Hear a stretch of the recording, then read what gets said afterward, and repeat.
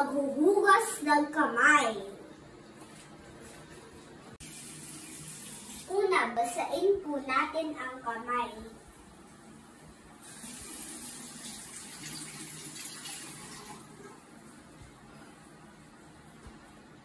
Pangalawa,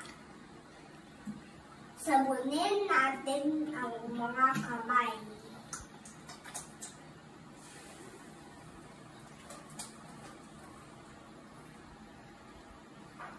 Pangatlo, hugasan at kuskusin natin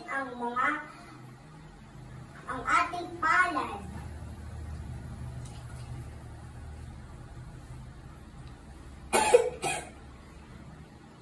Pang-apat, kuskusin natin ang likuran ng ating mga kamay. Pang-lima, kuskusin natin ang mga pagitan ng ating mga daliri.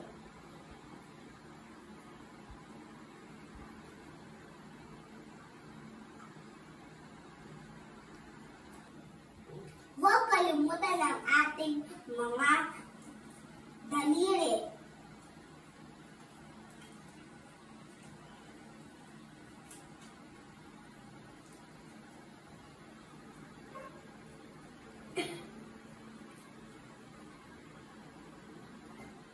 Ngayon, pwede na po nating banlawan.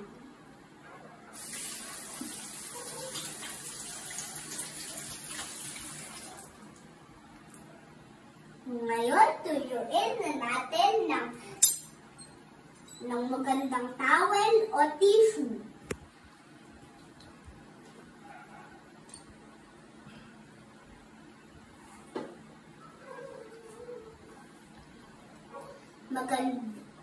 Magandang araw po. Tapos na po natin ang ating mga paraan na tamang paghuhugas ng ating kamay.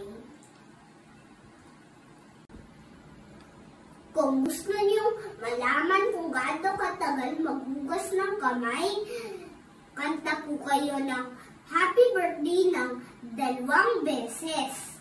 Paalam po! Tapos na po!